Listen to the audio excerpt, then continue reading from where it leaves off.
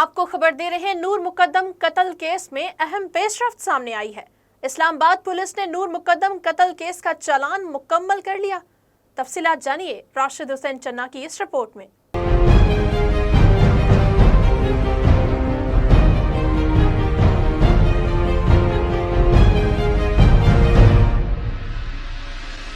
نور مقدم قتل کیس میں اہم پیش رفت سامنے آئی ہے۔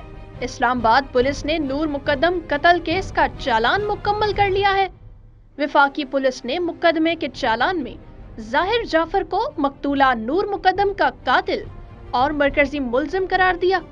ملزم کے والدین اور تھراپی ورک کے مالک اور ملازمین بھی شریک ملزم قرار دیے گئے۔ چالان میں ملزمان کے خلاف اقدام قتل کے ٹھوس شواہد شامل ہیں۔ شریک ملزمان پر اعانت جرم، شواہد مٹانے اور جرم کو چھپانے کی دفعات عائد کی گئی ہیں۔ پولیس کی جانب سے چالان میں مرکزی ملزم سمیت تمام ملزمان کو سخت سزا دینے کی استدعا کی گئی ہے۔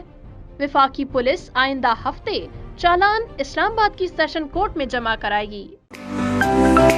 To watch more videos, please subscribe to our YouTube channel and click the bell icon.